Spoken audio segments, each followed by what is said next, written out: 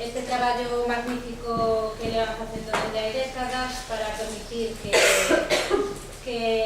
os colectivos expresemos as nosas preocupacións nun espacio como este sin ninguna clase de dificultade con total apoio.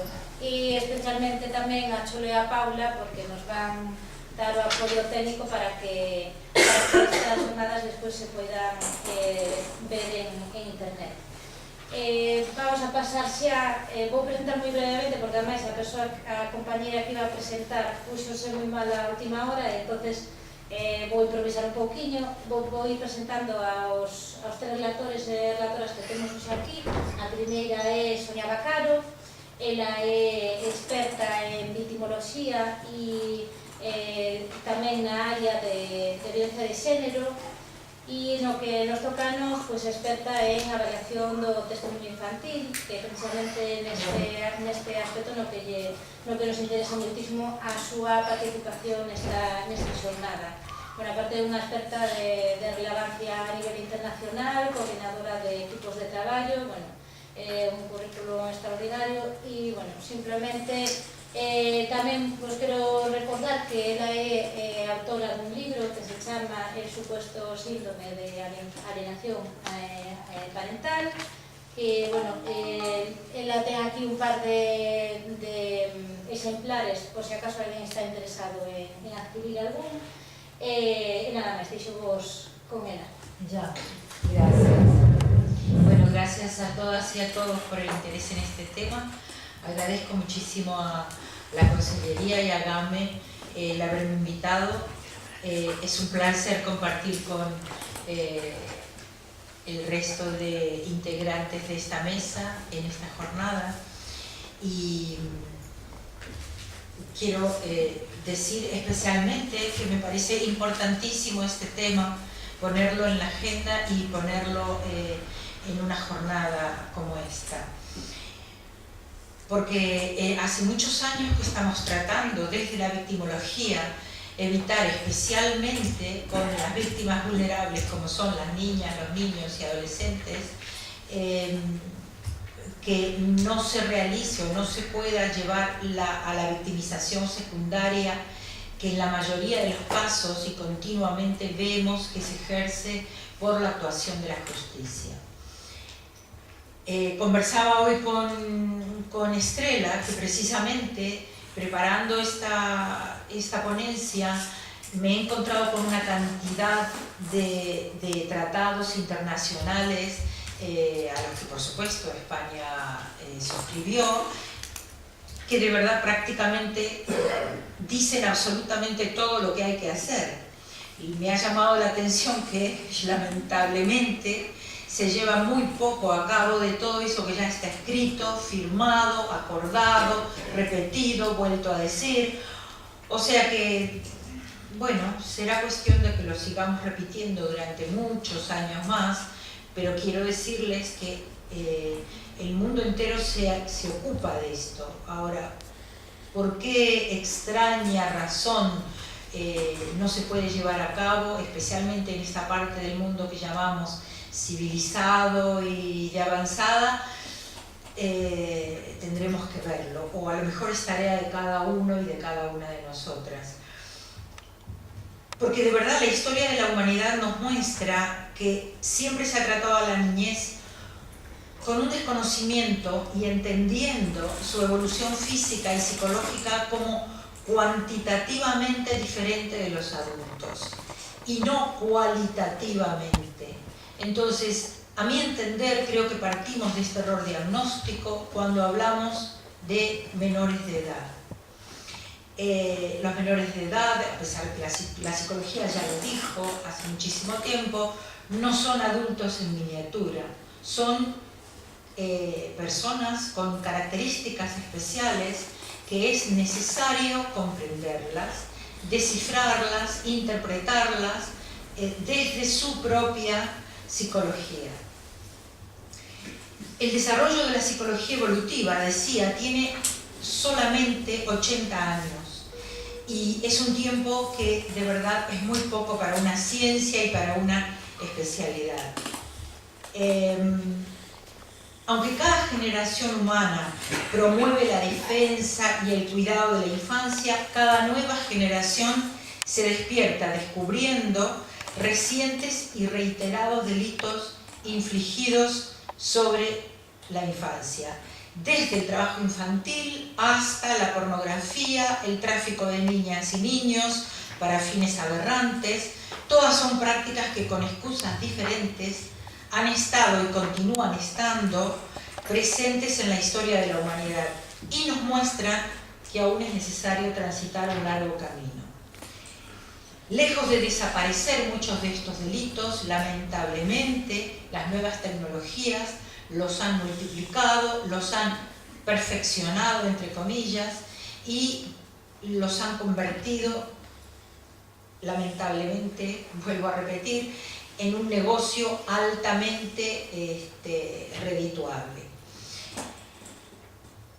Pero vamos a seguir avanzando un poco con este marco histórico, porque me parece interesante saber, porque a lo mejor desde allí encontramos la respuesta a este interrogante con el cual comencé a hablar. Recién a finales del siglo XIX se comienza a considerar a la infancia como destinataria de derechos. La historia nos muestra que las personas menores de edad han sido siempre victimizadas y poco consideradas en el marco de los derechos humanos. En Europa se funda recién en 1883 la primera sociedad para prevenir los castigos y malos tratos sobre la niñez. Fue en la ciudad de Liverpool, en Reino Unido. Se funda tomando como modelo una sociedad que estaba en la ciudad de New York, en Estados Unidos. Seguramente más de alguno de vosotras o vosotros habrá escuchado hablar la historia de la niña estadounidense, que para defenderla de malos tratos de sus padres fue necesario reflotar una ley de protección a los animales. Esto en Estados Unidos. A partir de eso, como no existían leyes, Estados Unidos funda una sociedad para prevenir el castigo contra los niños. Tomando como modelo, eso fue en el año 1872 en Estados Unidos. Tomando como modelo eso, en Europa se funda en 1883. Esta sociedad se llama Sociedad para la Prevención de la Crueldad contra los Niños. Sin embargo, en Europa, la Sociedad para la Prevención de la Crueldad contra los Animales, al igual que había sucedido en Estados Unidos, había sido fundada también en Reino Unido hacía ya 60 años. En 1823 exactamente. Una vez que se funda esta sociedad, un año después se funda la misma en Londres, capital del Reino Unido, y en 1884, 5 años después, se convierte en una sociedad nacional para la prevención de la crueldad contra los niños. Tenemos que llegar a 1889 cuando se aprueba la primera ley conocida como la Children's Charter, que es la Carta de los Derechos de la Infancia, ¿no? Esta ley en 1889, o esta Carta de Derechos, es la primera ley que permite intervenir entre padres e hijos. Hasta ese momento, los niños, aún desde la legislación, eran considerados propiedad privada, donde el Estado, por supuesto, no intervenía en ninguna de sus formas. Decía entonces que se sanciona la primera ley para intervenir entre padres e hijos, y se permite a la policía, a partir de ella, detener a cualquiera que ejerza malos tratos contra un niño. Mucho antes, esto es un llamado a pie de página, de que las mujeres tuviéramos una protección similar contra la violencia. Tengámoslo en cuenta. Pero bueno, se podía solicitar a partir de esta ley una orden judicial para entrar en una casa si se pensaba que un niño estaba en peligro. 5 años más tarde, de 1889, la legislación se extendió para permitir que los niños presten testimonio en la justicia. Y también se convirtió en un delito negar un tratamiento médico a un niño enfermo. Hago aquí otro llamado al pie de página, porque lamentablemente en la actualidad vemos que más de una vez a los niños no se les da asistencia ni médica ni psicológica, alegando que los padres están divorciados y que a lo mejor el padre no autoriza ese tratamiento. Con lo cual vemos que las leyes están desde hace mucho tiempo, pero lamentablemente la mentalidad o el imaginario colectivo parece que no va al mismo ritmo. Sigo avanzando, porque la Declaración Universal de Derechos Humanos se aprueba y se proclama el 10 de diciembre de 1948, mientras que la Convención de los Derechos de la Infancia, la primera, fue aprobada recién el 20 de noviembre de 1959, 11 años después. Y como Tratado Internacional de Derechos Humanos, la Convención de Derechos del Niño recién se alcanza en el año 1989, o sea, 40 años más tarde. UNICEF hizo un informe estadístico, que son los datos más recientes sobre la violencia contra la infancia, que son del año 2013. Para ello se llamó Ocultos a Plena Luz y tomó una muestra en 195 países. Entre otras cosas, vemos que en Arabia Saudita, por ejemplo, recién en el año 1990, se publica el primer informe de casos de maltrato infantil en la literatura médica. Aunque la protección a la infancia recién comienza en el país a tomar una forma oficialmente en el año 2000. En el mismo estudio Ocultos a Plena Luz, se señala que en Noruega, para que no digamos que son de países diferentes, Noruega, país escandinavo, una encuesta realizada en la población general indicó que los encuestados y encuestadas, cito textualmente, no estaban seguros si los contactos sexuales con los niños eran perjudiciales o no. Aquí voy a hacer otra matización, porque a mi entender hay un fallo en la pregunta, porque los contactos sexuales de adultos no son nunca con los niños. La sexualidad adulta es completamente distinta a la de un niño y por lo tanto un contacto sexual no es jamás con un niño, sino que es contra él o sobre él. Pero bueno, me llama la atención porque estoy convencida que UNICEF tiene expertas y expertos en estos temas muy avesados, pero sin embargo puedo señalar esto, ¿no? El cuidado de la infancia en la justicia es un interés reciente, y no porque las niñas y los niños no fuesen víctimas de delitos, sino porque además del reconocimiento tardío de sus derechos, como vimos, los delitos más comunes que se cometen contra la infancia son delitos que la victimología denomina delitos invisibles. ¿Por qué? Porque estos delitos son los abusos sexuales, el incesto, figura que todavía no está incorporada en la inmensa mayoría de los códigos penales del mundo, y también la violencia. Estos son los tres delitos que padece la infancia siempre. Lamentablemente son delitos invisibles porque solo se denuncia el 5% de todos los que ocurren. Las encuestas internacionales en victimología dan por cierto que estos delitos son los que más padecen los niños y que ocurren en el ámbito familiar, la mayoría de ellos, y cuando digo la mayoría, digo aproximadamente un 90%. La justicia interviene como poder del Estado con el fin, entre otros, de evitar que se reiteren estos daños causados. No obstante, los hechos demuestran que en la tarea por esclarecer el delito, a veces se obvia la fragilidad de las víctimas infantiles y producen lo que había anunciado al comienzo, que es la victimización secundaria o una revictimización. En el caso de la niñez en la justicia, la victimización secundaria puede deberse a acción u omisión.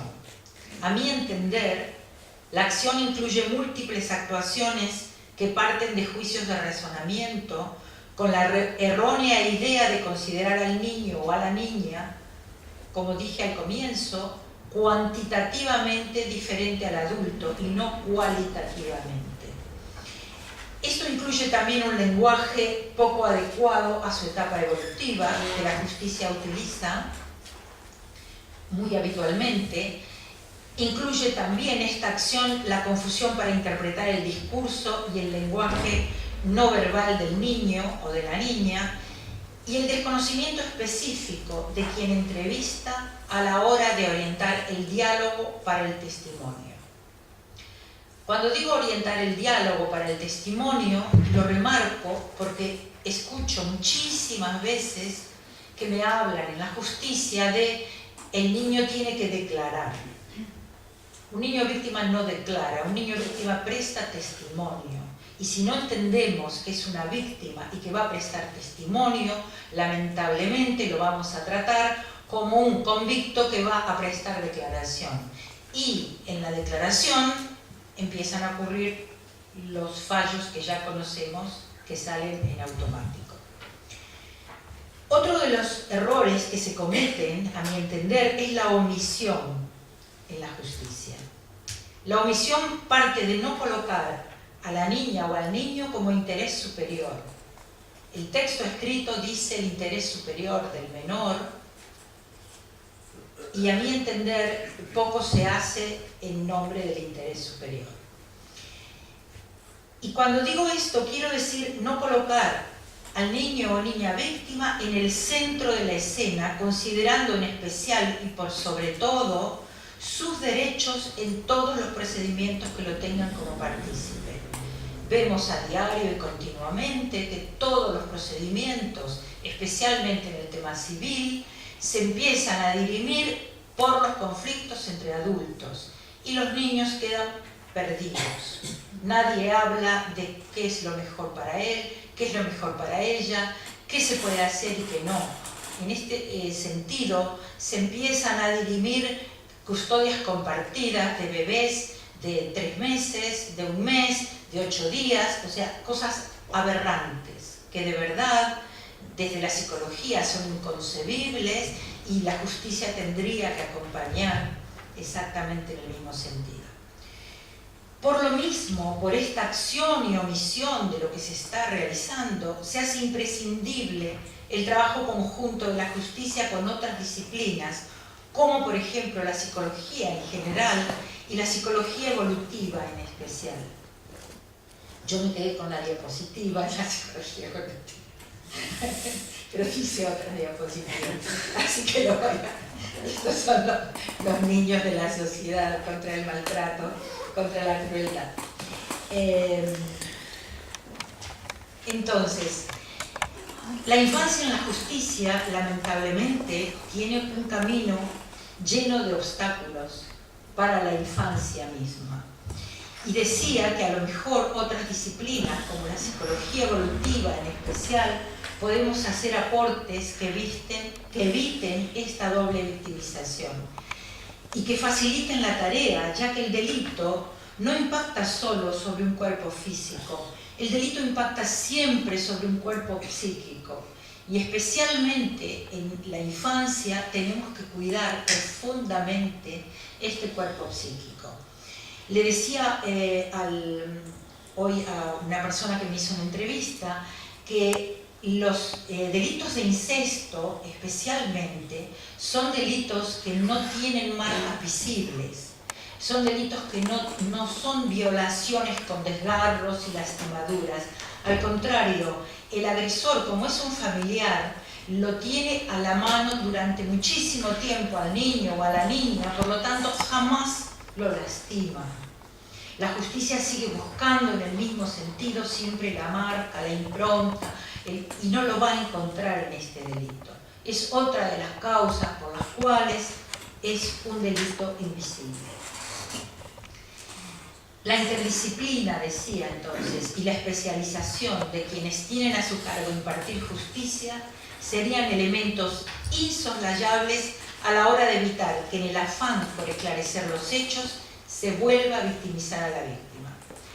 Todos los estudios internacionales coinciden en definir que las causas de vulnerabilidad en una víctima son, entre otras, y en este orden, la edad, las secuelas de la victimización y el género. Las niñas y los niños víctimas de delitos son víctimas vulnerables, que por lo mismo merecen una mirada y una consideración cuidadosa a la hora de su tratamiento en todos los ámbitos por los que transiten. Los informes de los organismos internacionales dan cuenta que recién en las últimas 2 décadas se ha comenzado a considerar desde los ámbitos judiciales acciones específicas que consideran las necesidades y el cuidado de la infancia en la justicia. Estas acciones que la justicia de distintos países están incorporando a sus buenas prácticas parten de la importancia de adaptar los distintos procedimientos a las características infantiles, a su pensamiento, a su lenguaje, a sus emociones y también a la importancia de brindarle un entorno físico adaptado a su talla y a su percepción del medio. Como la mayoría de las ciencias, la justicia aún conserva una visión adultocéntrica y del mismo modo que lo hicieron el resto de muchas otras ciencias, tendrá que poner bajo una puntual observación el tratamiento de la infancia en sus diferentes instancias, debiendo modificar y considerar procedimientos y prácticas que de otro modo serían victimizantes, o de hecho lo son. Naciones Unidas y la Comisión Europea hicieron recomendaciones a sus Estados miembros, en este sentido todos, y los principales objetivos que ellos comparten son, primero, evitar o reducir, cuanto sea posible, el estrés que atraviesan los niños durante todo el proceso judicial, favorecer la obtención del testimonio y de pruebas válidas y fiables sin agregar nuevas victimizaciones. Cuando hablamos de pruebas válidas y fiables, descartamos todos los inventos que están pululando por allí, llámese el pretendido SAP, etcétera, etcétera, que siempre son contrarios a la infancia. Hablo también, cuando hablamos de evitar la revictimización, el aspecto edilicio, los espacios físicos, los símbolos y el lenguaje en el entorno judicial. Vemos que todo esto no está preparado para acoger a una niña o a un niño que además ha sido víctima de un delito. Cualquier menor de edad que deba ingresar a un juzgado no solo va a percibir la desorientación de quien le acompañe, sino que va a sentirse que está en un ámbito donde los símbolos infantiles son inexistentes, donde todo ocurre en una escala ergonométrica distinta a su envergadura y el lenguaje oral y escrito es incomprensible. Un espacio por lo mismo que no le espera ni le acoge, un espacio que se le anticipa hostil por lo mismo. Si a esto le sumamos el estado de estrés en el cual lo ha asumido el delito, la ansiedad y la confusión que siente adquieren niveles desbordantes, por lo cual un niño o una niña víctima de un delito deberá hacer un sobreesfuerzo para componerse y comprender, recordar y poder responder a la urgencia de las preguntas que organicen su testimonio. Digo urgencia y lo remarco porque la justicia no respeta los tiempos que necesita una niña o un niño para responder. De esto mismo hablé antes con la persona que me entrevistó, que son necesarios tiempos especiales para entrevistar a un niño. Son necesarios tiempos especiales darle a un niño para formar un vínculo donde se empiece a sentir confiado, confiable, y a partir de allí que sepa que puede empezar a narrar lo que le sucedió.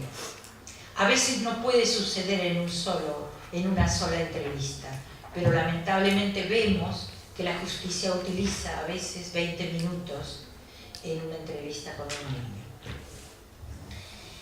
En dirección a evitar esta doble victimización, decía, el Estado español, cito textual, transponiendo las directivas de la Unión Europea en la materia, sancionó en abril de 2015 la Ley 2015 del Estatuto de la Víctima de Delito. A través de esta ley se acuerda prestar especial atención a las víctimas vulnerables como las y los menores de edad, las mujeres víctimas de violencia de género, considerando, entre otras cosas, que la protección y el apoyo a la víctima no es solo procesal, ni depende de su posición en un proceso, sino que cobra una dimensión extra procesal. Esto es lo que dice el texto de esta ley. Y lo digo, y aunque yo no soy abogada, no pretendo invadir el territorio de los profesionales de la ley, pero me parece importante para que veamos cómo lo que está escrito se va violando a partir que van pasando los distintos operadores de la justicia. En este mismo texto se define un concepto de víctima que le dicen omnicomprensivo, que quiere decir que se va a extender la definición de víctima a toda persona que sufra un perjuicio físico, moral o económico como consecuencia de un delito, y también se reconoce la condición de víctima indirecta a personas vinculadas a la víctima.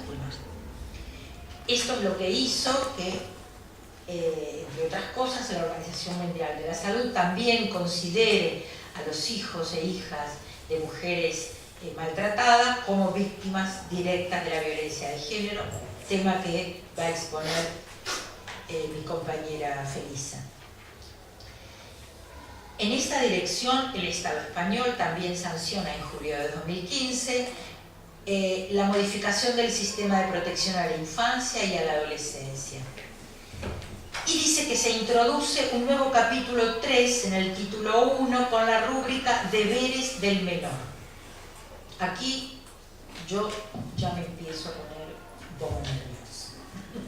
En un texto que supuestamente explicitará el sistema de protección a la infancia, se comienza hablando de los deberes. Me parece como mínimo inapropiado y, a mi entender, condiciona el resto del texto de esta ley.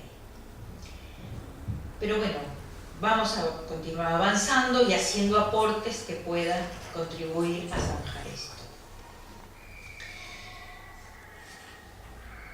Algunas de las cosas textuales que dice el artículo 11, por ejemplo, de esta ley, dice que se introduce como principio rector de la actuación administrativa la protección de los menores contra cualquier forma de violencia, incluida la producida en su entorno familiar, de género, entre otras.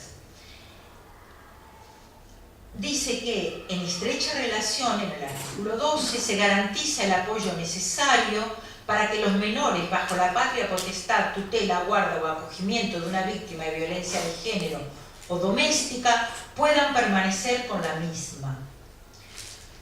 Hemos visto y hemos conocido muchas actuaciones y fallos judiciales que desdicen ambos artículos, porque hemos sabido que se ha otorgado custodia plena a maltratadores, que se está otorgando también, incluso con sentencia firme, ¿no?, a padres acusados de incesto, etc. Para evitar la victimización secundaria en particular, se trata de obtener la declaración de la víctima en general, esto es lo que dice la mayoría de los tratados, sin demora tras la denuncia. ¿Qué quiere decir esto? A mi entender, hay que tratar primero de ver si el niño o la niña están en condiciones, porque a veces hay delitos que no le permiten declarar en el primer momento. Ahora, es necesario poner un plazo, porque yo creo que no pueden pasar más de 10 días, que es lo que se supone, que la psiquis tarda a lo mejor en comenzar a tapar aquello que le resulta muy doloroso.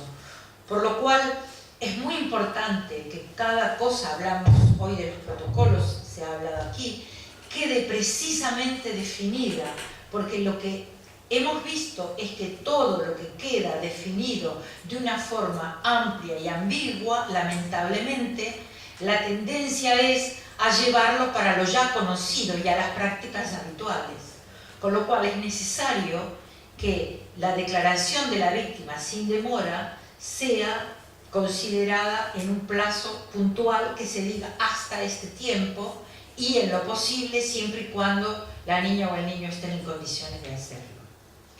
Luego, el texto de la ley dice que hay que reducir el número de declaraciones y reconocimientos médicos al mínimo necesario. También sería importante decir a cuántas y cómo. En lo posible, yo diría que sería necesaria una sola declaración con videograbación y punto.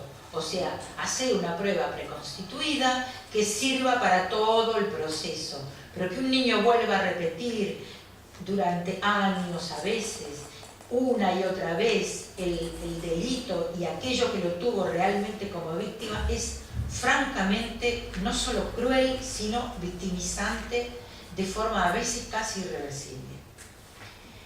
Es necesario garantizar a la víctima su derecho a hacerse acompañar, no ya solo del representante procesal, sino de otra persona de su elección, salvo, dice el texto de la ley, resolución motivada.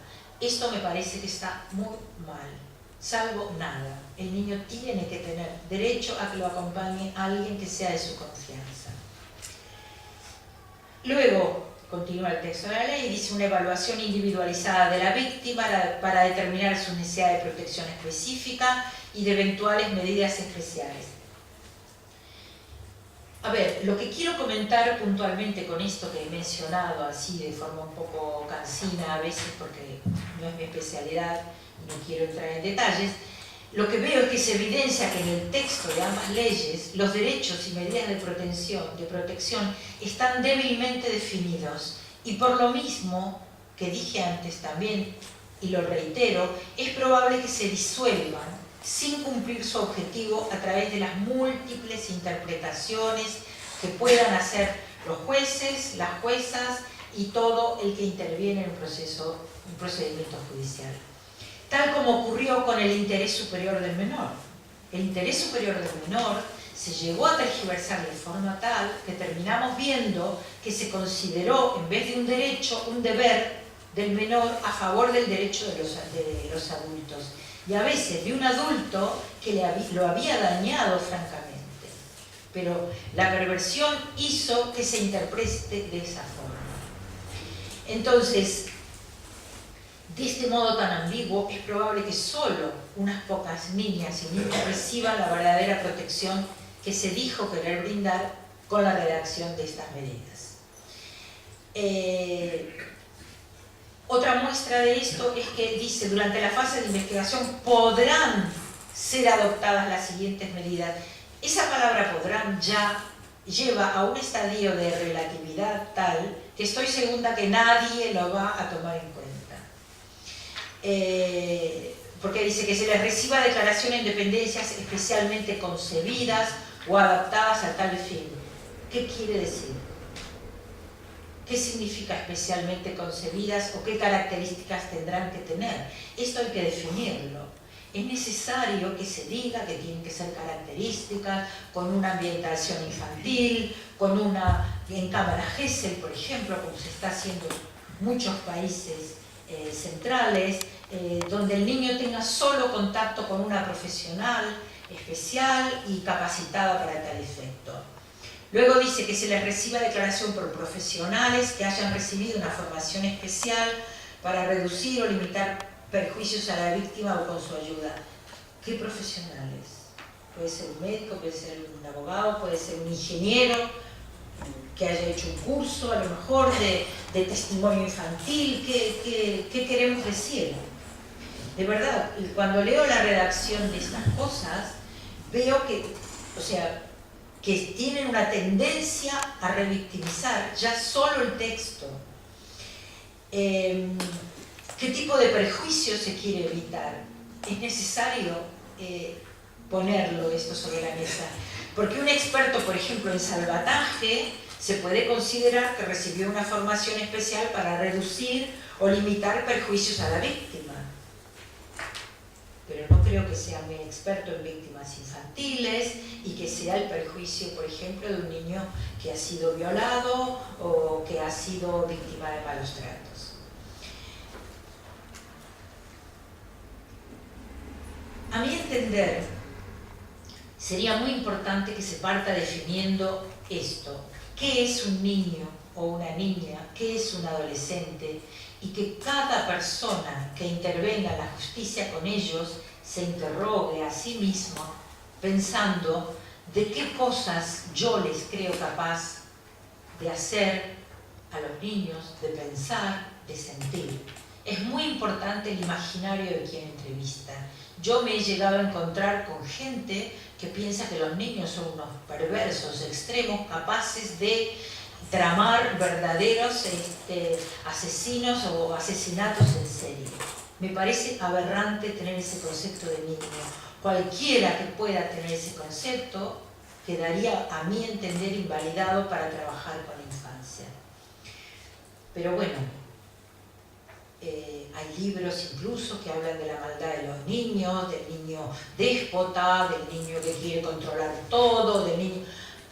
Sinceramente, es desconocer absolutamente qué es un niño, porque esas son proyecciones adultas. Pero bueno, sigamos, porque no es este el momento de profundizar exactamente en esto, pero sí de decir que tal vez tengamos que partir respondiéndonos estos interrogantes, como decía, despojarnos de nuestros prejuicios y comprender que un niño es un niño, una niña es una persona con pensamientos infantiles, formas de sentir de niña y conductas puntuales que en la mayoría de las veces poco tienen que ver con lo que estamos acostumbrados a ver en un adulto, y menos aún con una persona con una discapacidad, porque los cuidados especiales en esta ley están marcados en el capítulo de menores de edad y personas con discapacidad. Ya donde ponemos las cosas en los capítulos en la justicia nos marca un imaginario, ¿no? A su vez, quiero decir que las personas con alguna discapacidad no hay por qué infantilizarlas, tampoco, con lo cual ese capítulo para mí es un error.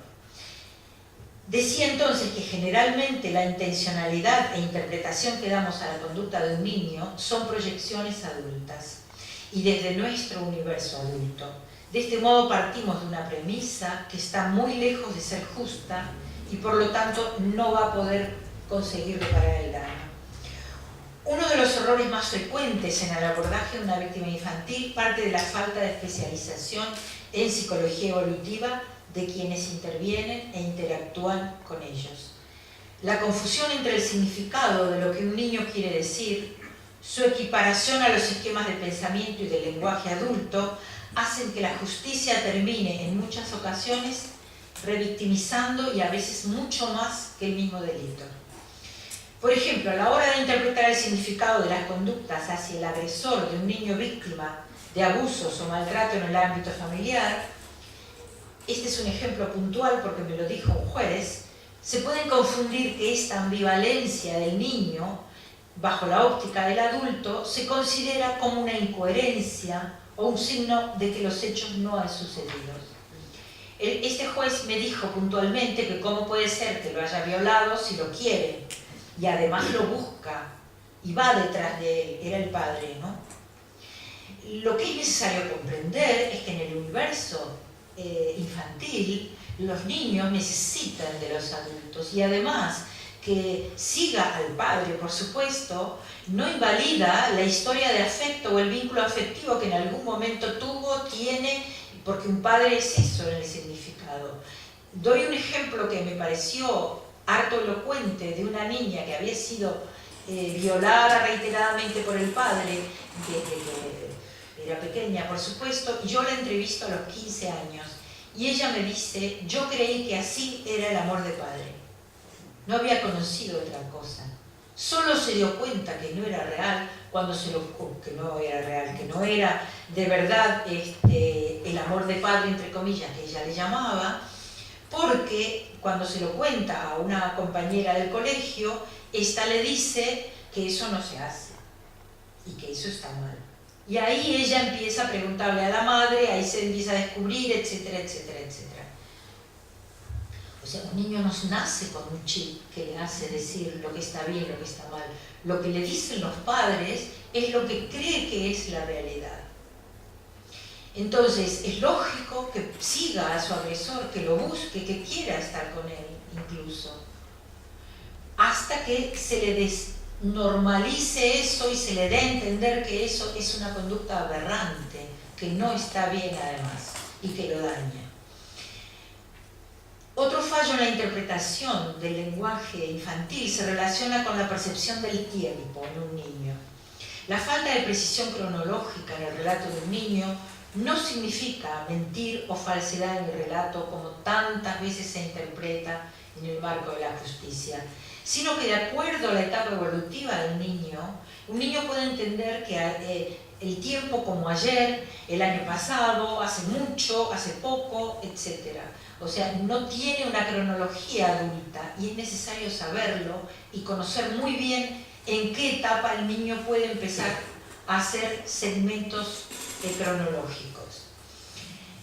El abuso sexual y el incesto durante la infancia hacen de una psiquis en desarrollo una fuente de psicopatología. Y es muy importante destacar que el traumatismo sexual es siempre un factor patógeno y que más temprano o más tarde emergerá como un síntoma. Interpretar el significado de una experiencia traumática de un niño o de una niña como una mentira o una fantasía no solo es un modo de revictimización, sino que es una práctica de complicidad con la violencia sexual. Sobre todo considerando que la creencia de que se trata de fantasías de los niños, es decir, de fantasías propias o inducidas, pierde toda su fuerza al entender que nadie, y menos aún un niño, puede mentir ni sostener un relato acerca de hechos y elementos que por etapa evolutiva no podría conocer. Las buenas prácticas, como para reponernos un poco de todo este relato que parece hasta infructuoso la lucha, ¿no?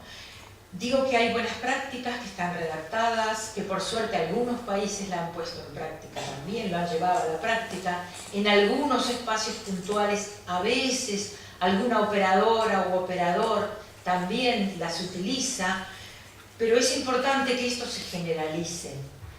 Entonces, en primer lugar, las buenas prácticas en todas las intervenciones, con víctimas en general y con menores de edad en especial, tendría que tener presente tres circunstancias centrales. Primero, el impacto del hecho delictivo en su cuerpo físico y en su cuerpo psíquico.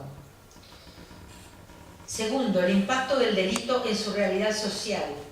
Es muy importante saber dónde ubicamos el impacto del delito. Y por último, la importancia del proceso de reparación en todo su mundo, fracturado por el delito en un antes y en un después. No es lo mismo su vida antes del delito que después de ocurrido esto. Lamentablemente en el incesto, esta línea se va diluyendo. Entonces, esto aumenta en un niño la ansiedad y la angustia confusional.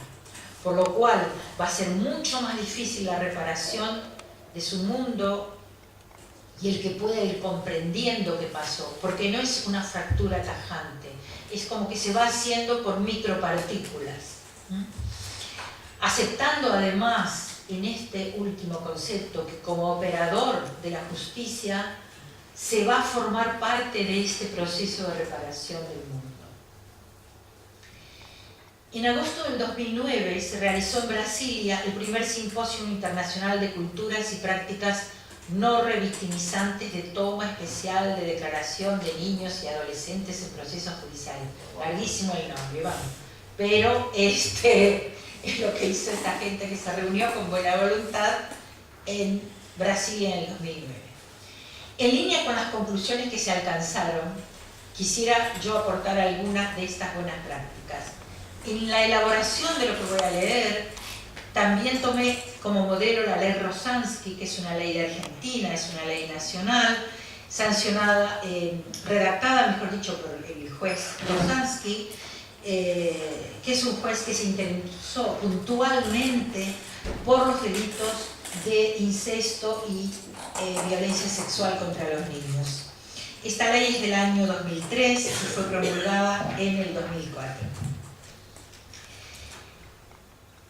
Había señalado ante el primer punto que eran los 3 impactos que producía el delito. En el punto 2, considero importante traer esto que se concluyó en el Simposio Internacional en Brasilia. Y algo de lo que se vio aquí, que es importantísimo establecer protocolos profesionales forenses que permitan la toma de declaración a los niños y a las niñas con las suficientes garantías judiciales, pero a su vez con la suficiente cautela profesional para no revictimizarles. Utilizando protocolos de entrevista no revictimizadora. Generalmente, y aquí voy a hacer un inciso muy fuerte, decía que generalmente los protocolos para el testimonio infantil están solo dirigidos o especialmente dirigidos a la fiabilidad del testimonio. Esto es, se parte de la premisa de que el niño o la niña miente. Me parece un punto de partida aberrante y aparte revictimizante. Si alguien avesado en el testimonio infantil sabe muy bien cuando hay una mentira, y por otra parte es muy difícil que un niño o una niña puedan mentir acerca de aquello que evolutivamente no pueden conocer. No pueden conocer sabores, no pueden conocer sensaciones, tumefacciones, etcétera, etcétera, si es que no lo han visto o sentido en sus carnes, como dicen puntualmente. Nadie se los puede inducir. Y además, aunque alguien lo quiera hacer, vamos a decir y a seguir avanzando, es imposible que se pueda recordar tanto y el detalle. O sea, reitero, una entrevistadora o un entrevistador avesado es poco probable que no se dé cuenta si alguien está mintiendo. Y cuando digo avesado, digo alguien de verdad con una formación y una práctica, porque no sirve solo el papel del curso que se hizo, sino las horas de trabajo práctico en el campo con niños, entrevistando, escuchando, viendo, sabiendo, etcétera, etcétera. Y no se puede partir jamás de la presunción de mentira. Punto 3. El testimonio de los niños me parece muy importante que sea recibido siempre por un profesional de la psicología o psiquiatría, pero experto en psicología o psiquiatría infantil, de sexo contrario al de su agresor. Esto es muy importante. Se le pone a niños violados por un individuo de sexo masculino a que lo interrogue otra persona de sexo masculino. Es muy difícil que la psiquis no asocie esto, por lo tanto, esto es muy importante. También, si hay que revisarlo físicamente, jamás puede ser alguien del mismo sexo que el agresor. El testimonio es muy importante que sea en un gabinete acondicionado a su edad, a su etapa evolutiva, lo que habíamos visto de la cámara Gesell. La cámara Gesell es una sala espejada donde del otro lado puede estar la parte demandada y el juez incluso y demás, que pueden inclusive ahora con las nuevas tecnologías se puede utilizar el chat, todo para comunicarse con quien entrevista al niño. No se puede estar con un niño 5, 6, 7 personas que no tienen idea de qué preguntarle y que además lo que le preguntan el niño no lo entiende, lo intimidan. El abogado de la parte demandada, por supuesto que va a hacer su trabajo para el cual le pagan, sin importarle que ahí hay una criatura a la que va a destrozar y a veces de forma irreversible. Bajo ningún concepto se tiene que aceptar, nunca, de hecho la mayoría de los países centrales esto lo han erradicado, el careo del niño con su agresor. Jamás. y la interlocutora o el interlocutor tiene que ser una o un profesional que maneje estas técnicas de las que hablamos, ¿no? La prohibición de contacto tiene que ser no solo con el imputado, sino también con su defensa. Es importante también que subrayemos la imposibilidad de interrogarle por parte de nadie más que de esta profesional, y esto o de este profesional de la psicología. Esto lo remarco porque a veces los jueces, los fiscales, el abogado de la parte se mueren de ganas de tener al niño ahí a la mano para decirle. En esto es necesario que se tomen su tiempo, se tranquilicen y lo puedan hacer a través de chat y que lo reciba la profesional que se lo va a transmitir. El punto 4, la inmediatez de la entrevista que decía para el testimonio una vez efectuada la denuncia o se ha tenido conocimiento del delito, siempre y cuando el estado psicofísico previa evaluación del niño lo permita. Punto 5, la rapidez del tratamiento de la causa y la aplicación de medidas cautelares de alejamiento del acusado y protección del niño o de la niña. Esto tiene que ser inmediato, no puede ser que un niño sufre maltrato, golpes, vamos a decir, por parte, por ejemplo, de su padre durante unas visitas y la jueza no pone ninguna medida cautelar inmediata y mientras tanto se sustancia la causa, el niño tiene que continuar viendo a la misma persona que le pegó, que lo maltrató, lo violó, etc.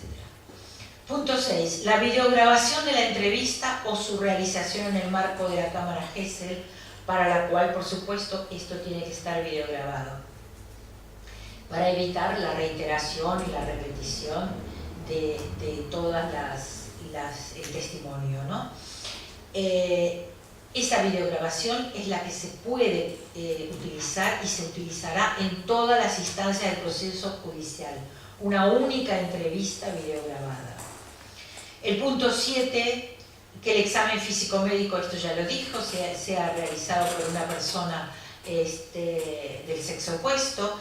Y a ver, y en la víctima de incesto, que se sepa si es necesario, porque no vamos a tener marcas visibles y es muy traumática las exploraciones que se le hacen en el marco de la medicina forense a un niño que se denuncia que fue víctima de violación.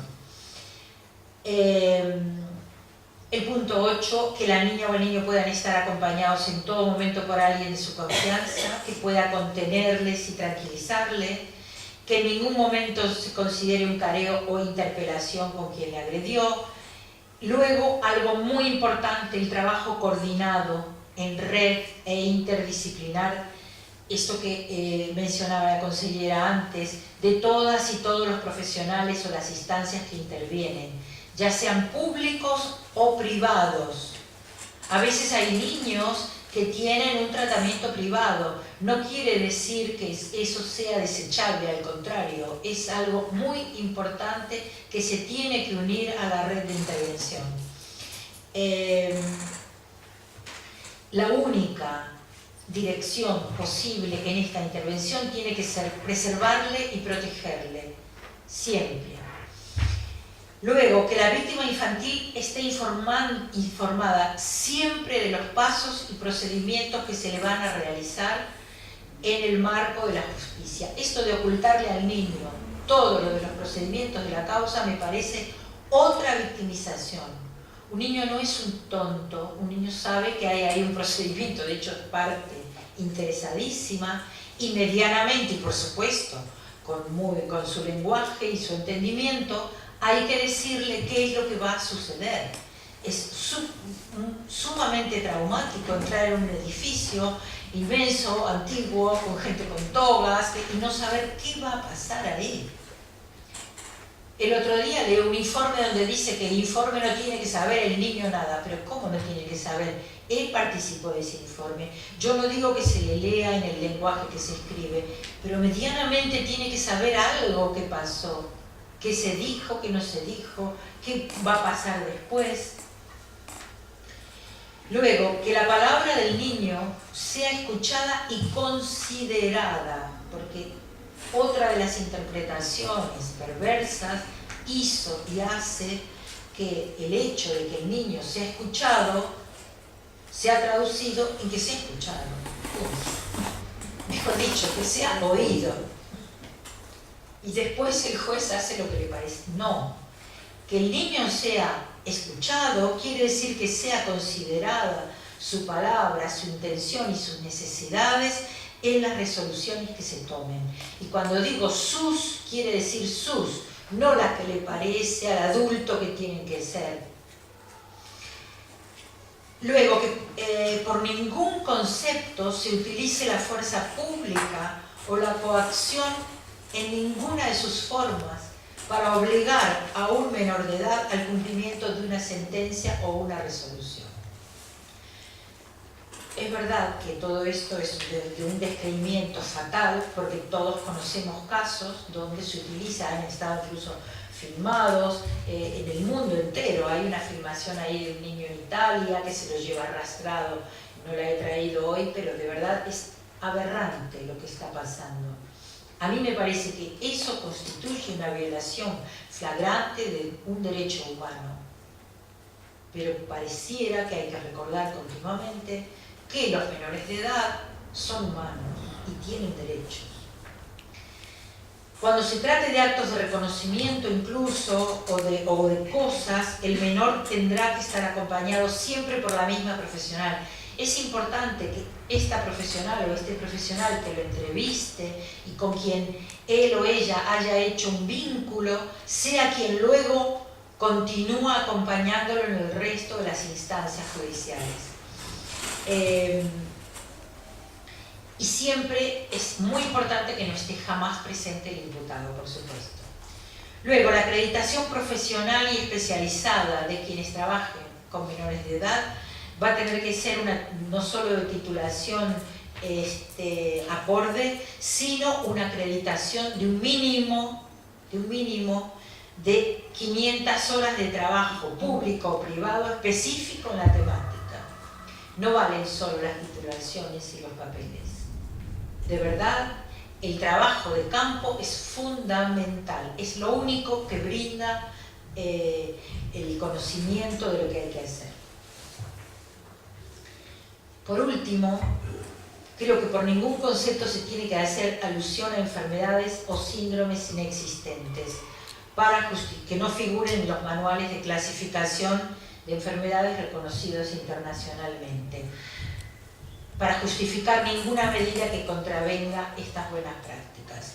Y cuando digo esto, hoy hablábamos y decíamos, en el fuero laboral es imposible de entender que se va a hacer se va a presentar en un juicio de un empleado con una empresa algún síndrome que no figure en un manual de clasificación. Ningún juez lo va a admitir jamás. Me pregunto por qué en el fuero civil o en el fuero penal, donde hay víctimas infantiles, son admitidos síndromes que no existen en ninguna clasificación del mundo y que por el contrario tienen una historia de creación agravada por perversiones varias. Decía que todas estas prácticas, ya termino, han sido incorporadas en diversos países, por suerte, a procedimientos de cumplimiento obligatorio, al texto de leyes y a recomendaciones a quienes tienen a su cargo la investigación de los delitos. Sé también que hay muchas y muchos profesionales que dentro de su mínimo espacio y de su posibilidad de decisión aplican algo de todo esto. Pero es importante que sigamos trabajando para que esta sea una práctica generalizada. Por último, voy a decir que tal vez la buena práctica por excelencia sea admitir que una niña o un niño víctima debe ser considerado desde un primer momento y hasta que se demuestre lo contrario como una víctima real que obliga a quienes intervienen en la investigación y esclarecimiento a tratarle con respeto y dignidad, evitando en todo momento la victimización secundaria. Considerar a un niño o una niña víctima de delito como protagonista central siempre de todo procedimiento judicial que lo tenga como partícipe. Aceptar el interés superior, entendiéndolo como la comprensión respetuosa de su propio interés y por encima de los derechos adultos. Por mi parte, considero que la mejor práctica en la justicia será otorgarle a la infancia y a la adolescencia voz y especial consideración en todos los procedimientos en los que sea partícipe. Considerarle personas de derecho y con derechos. Nada más, gracias por vuestra atención.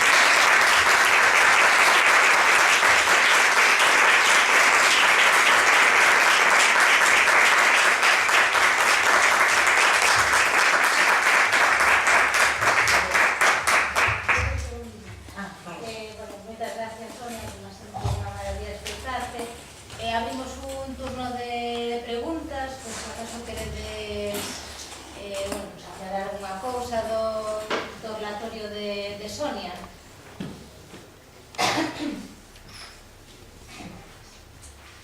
Vos non quereu hoxe.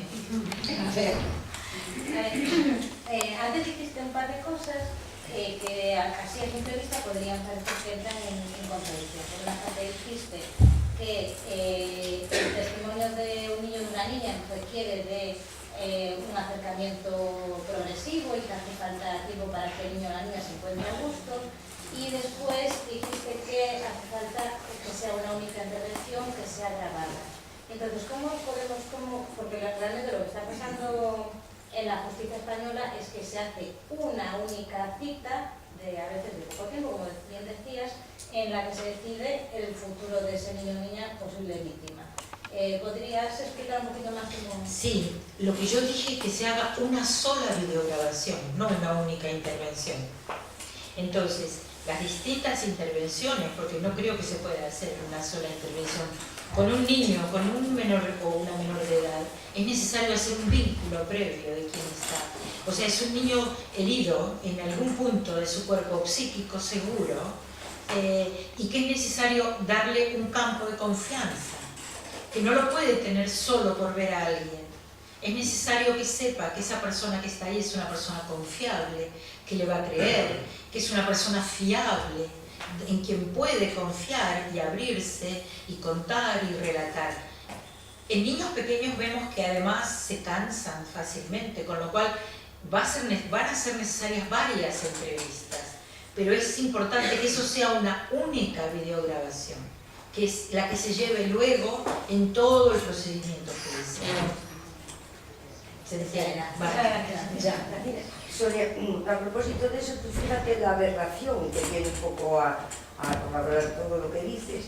El caso de una niña de 15 años agredida, fue por otro compañero, un poco, bueno, era más mayor de la cuando la agredió. La niña se bloqueó y tenía muchas dificultades para hablar de lo que había pasado. Bueno, le hicieron un peritaje en Santiago, tardaron meses para que la niña pudiese hablar del hecho, del episodio concreto, cómo se había producido, con detalles para que fuese un testimonio. Bueno, pues en el juicio, que además estaba presente porque ella lo pidió, ella no pudo describir delante de 3 personas allí con toda la audiencia provincial. Ella no podía hablar con detalle. Cuénteme usted lo que pasó. Y entonces, claro, la niña fue incapaz, pero incapaz de decir. Entonces le preguntaban, bueno, pero entonces él le tocó no sé qué. Y la niña a veces gesticulaba.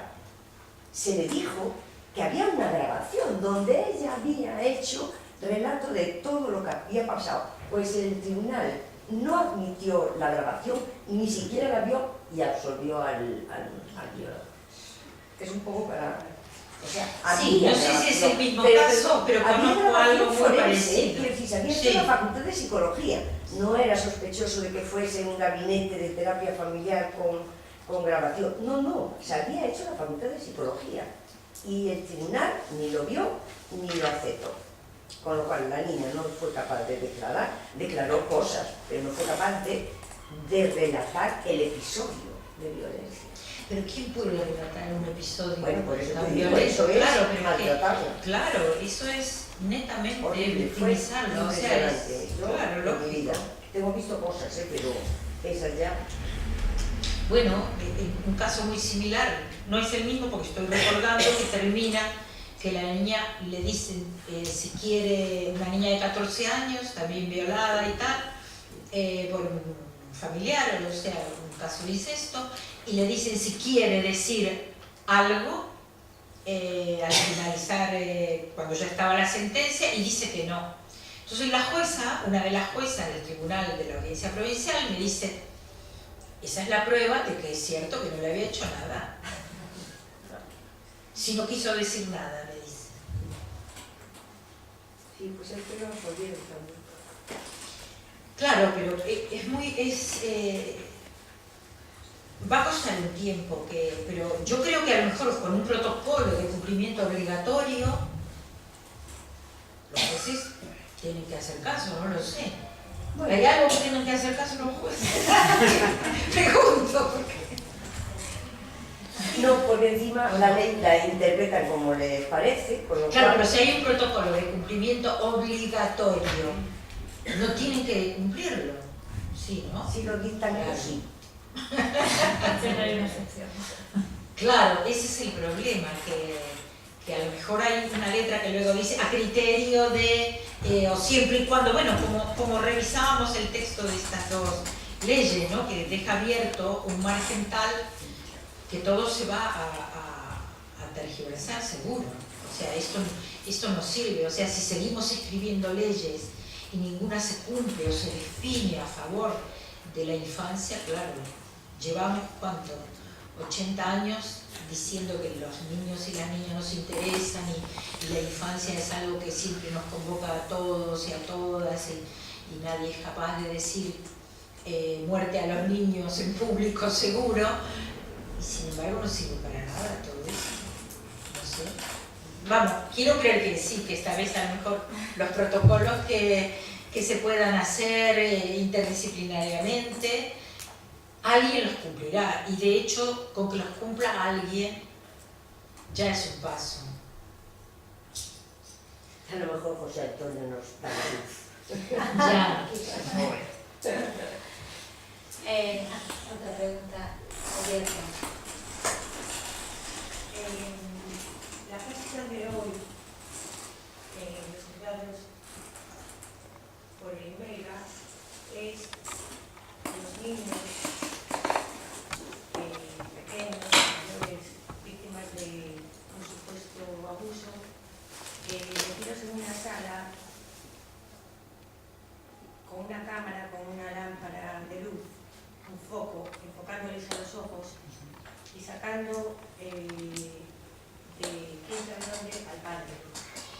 Sacando, perdón, Al padre o a la persona que esté agrediéndole, supuestamente. Esa es la práctica que se está haciendo hoy, aquí. Una trabajadora social, una psicóloga, dos niños que han sufrido muchísimo, y el padre guardado detrás de la puerta y que de repente se lo sacan para que digan si su padre les ha hecho daño o no. ¿Es esto como debería de ser? ¿O es una práctica normal? ¿O es que yo...?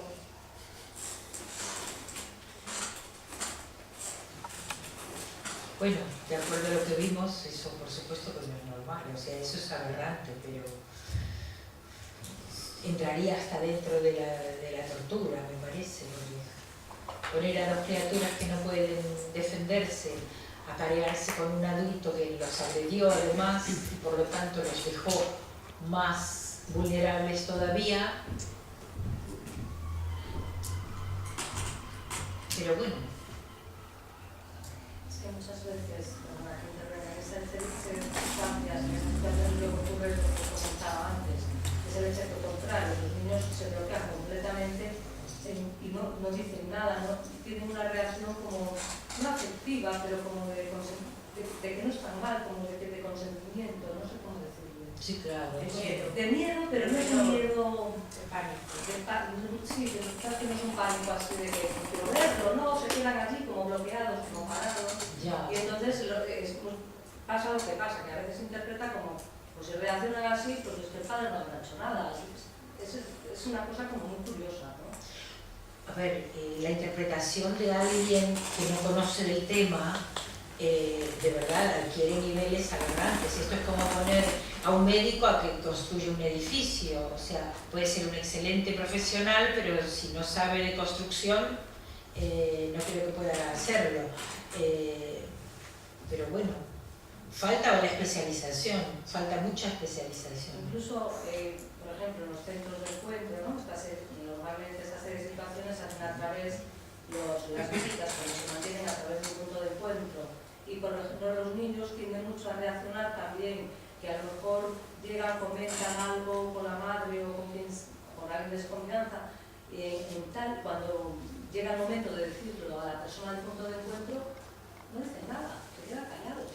Y parece que es la madre la que se está inventando, la persona que lo entrega, el abuelo o la abuela, la que se está inventando esa historia. Entonces, claro, es muy complicado. Muy complicado porque para mi manera de ver no hay profesionales, no todo el mundo, pero no hay profesionales. Bueno, yo creo que la primera victimización es esa, es poner gente incapaz en puestos de decisión de este tipo de cosas o de este tipo de trabajo, ¿no? Entonces eso ya los victimiza. O sea, de verdad, la historia nos muestra que el maltrato que ejercemos sobre los menores de edad es muy grave en todos los ámbitos. Esta es otra forma de maltrato.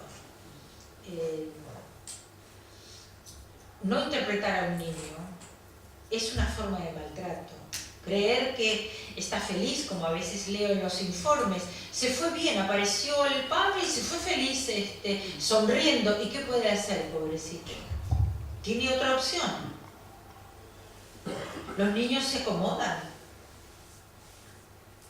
Es una cuestión de supervivencia, pero si alguien no sabe de lo que es la psicología evolutiva, por supuesto que lo va a interpretar desde la psicología. La psicología tiene especialidades, como lo tiene la medicina. O sea, un neurólogo puede ser premio Nobel de neurología, pero si tú lo consultas por un problema del estómago, a lo mejor hasta que llega al estómago te mueres 4 veces, porque es neurólogo, su campo es otro. Con la psicología pasa lo mismo. Si tú no tienes formación en psicología evolutiva, lamentablemente interpretas todo a la luz de la única psicología que conoces, que es la psicología que, por supuesto, el parámetro son los adultos. Y a partir de ahí los niños es como que van en menor grado, ¿no? Como que van de a menos. Entonces por eso se le habla a los niños en diminutivo, mira qué chiquitito, mira qué... O sea, esa es otra forma de no interpretar a un niño, de no entenderle nada, porque es creer que es un adulto en miniatura, que es necesario tratarle como con algún déficit. Bueno, de hecho es muy elocuente esto, está en el capítulo de víctimas con discapacidad, de personas con discapacidad y menores de edad. Los cuidados especiales están de ambos. Sí. Bueno, me ha gustado mucho tu ponencia, porque además me parece que hay un compromiso claro y esto es fundamental profesionalmente, porque si no, de esto no se sale. Entonces has dicho una cosa muy importante que a mí me gustaría reseñarla, que es la criatura que es abusada, sobre todo por alguien de la familia, sobre todo por su padre, que es normalmente el padre o el abuelo, a veces también un hermano, no sabe que eso está mal. La criatura no sabe que eso es incesto y que eso está prohibido en las leyes humanas. Eso no lo sabe, eso lo descubre después. Entonces, eso me parece que es el abuso más sangrante, que es la criatura no sabe, será después de mayor que descubre que estaba en una relación aberrante y que está prohibida en las leyes humanas. Pero a mí yo estoy un poco escandalizada, porque al hilo de eso hay una tendencia que yo ya me la encontré en varias ocasiones como argumento, que es que si no hay violencia física, si no hay una violencia de sometimiento físico, ¿qué pasa? No pasa nada, es una muestra de amor. Igual que en la persona que estoy pensando, que hoy esta argumentación no solo hay una única persona, es algo que parece ser que es algo que es una tendencia. Igual que antes a los hijos no se les besaba en los labios y ahora besar a los niños pequeños en los labios por parte de sus padres no es nadie se escandaliza, pues ¿por qué no una relación sexual siempre que no haya violencia física? Entonces a mí esto me parece escandaloso. Me parece preocupante porque, bueno, en fin, sin comentarios. Y luego también decir y generalizar que no hace falta que sea tan dramático, que sea un abuso sexual tan aberrante, sino que cualquier hija o hijo de una mujer maltratada está siendo maltratada. Porque es terrible ver o intuir o sospechar o no saber qué, porque no saben qué, pero saber que el padre no está tratando bien a su madre. Y eso un día, y otro día, y otro día, eso a mí me parece un maltrato terrible. El abuso sexual ya es pero también los otros son maltrato gravísimos para la infancia. Sí, por eso decía que la OMS consideró hará 2 años víctimas directas, porque antes se dividía la diferencia entre víctima directa o indirecta, que por eso el texto de la ley esta española dice indirecta, que me llama la atención. Pero bueno, la Organización Mundial de la Salud dice que los hijos de mujeres víctimas de violencia son víctimas, punto. Y no importa si vieron, si no vieron, si les pegó o no les pegó. Por lo tanto, creo que tenemos que ir en esa dirección, a que se los considere y que también puedan tener una orden de alejamiento o de no contacto con el agresor. Porque hemos visto que existe la violencia vicaria, que yo llamo, que es la violencia que le hacen a través de los hijos a la mujer. Los hijos son utilizados como objetos para maltratar a una mujer, porque saben, bueno, hemos visto muchos casos lamentablemente de niños asesinados por su padre, entre comillas, solo por maltratar a la madre, ¿no? Porque es una herida que sabe que es irreversible, de forma tal que hubo uno que dijo, asómate a la ventana que vas a ver lo que voy a hacer, etcétera, etcétera. O sea que, de verdad, yo creo que todavía nos falta un camino, pero bueno, estamos en ello, seguiremos haciéndolo. Lo que dices del abuso sexual, yo por eso insisto y espero que alguna vez en la justicia se incorpore la figura de incesto. No es lo mismo un abuso sexual agravado por el vínculo, como hoy está, que el incesto. El incesto tiene otra connotación, por eso hablo de cuerpo físico y cuerpo psíquico. La psiquis sufre otra cosa, otro significado, totalmente distinto. Que aquel de quien se depende absolutamente para el cuidado y la protección sea el que violenta y el que irrumpe con una sexualidad adulta sobre un niño que además tiene a su cuidado porque la ley dijo que es propio o tiene un derecho y deberes con él, no es lo mismo que un abuso sexual de cualquier otra persona, por más cercana que sea. Por lo tanto, y así todo, la figura de incesto está en muy pocos códigos penales presentes. Bueno, como hasta no hace mucho la violación marital tampoco existía, pero vamos a tener que continuar con el lenguaje. Si os Sí. parece, respondemos una última pregunta, porque si no se nos va Claro, retrasando claro. todo el resto Sí. de la Yo la pregunta se la hago a Estrella. A ver, yo creo que la gente experta en psicología evolutiva, forense, jurídica, yo creo que conoce los protocolos, o debería conocerlos y debería saber aplicarlos. Creo que a nivel administrativo, tanto los IBELGAS como los IASIS, como todos estos sitios, donde acogen a psicólogos que tienen que valorar estas situaciones, tendrían que ser gente experta. Pero también es verdad que desde entidades como la tuya, como Ágame, sí que sería interesante formar a los cuerpos jurídicos para decir, realmente la valoración psicológica para saber si este testimonio es bueno, es así, así, a lo mejor el IMELGA tendría que estar dentro, a lo mejor del grupo de fiscalía para decir, bueno, pues yo sí que realmente esto lo veo así, pero cuando se reúnen en fiscalía para decidir pues si hay delito, estudian todo esto, a lo mejor pues tendría que ser un mayor compromiso, una mayor unidad, pero claro, de lo que hacen en el IMELGA al informe final, yo creo que quedan muchas cosas por el camino, que las vemos los que estamos en otro sitio, pero que a lo mejor la Fiscalía tiene un montón de trabajo y no las ve. Entonces, aquí Bea incluso nos puede decir, ella como su experiencia de fiscal, pues cuando le llegan los informes, ¿cómo llegan esos informes? No ve todo el proceso, ¿no? Entonces, sí que a lo mejor sería importante, por ejemplo, invitar a jueces y fiscales y decir, bueno, y vuestra presencia aquí para que realmente se pueda evitar en mayor medida todas estas situaciones, porque si no, cada uno parece que estamos trabajando independientes, pero no nos juntamos y no nos aunamos para tomar unas decisiones conjuntas. Claro. Bueno, nós precisamente, con respecto de eso, por lo que levamos 6 anos traballando para conseguir un protocolo galego de intervención donde se coordinen todos os organismos, todos os servicios que entran en xogo cando hai unha víctima menor de idade.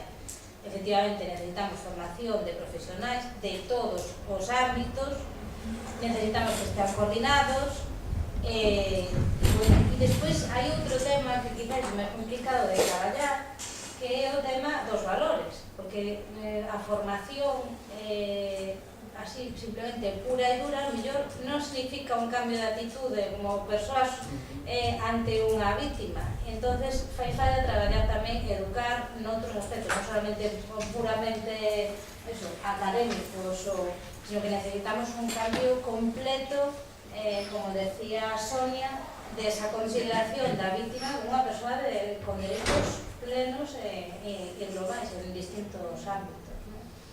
Ahora, a nosa formación o que facemos é exixila. Bueno, pois se vos parece ben,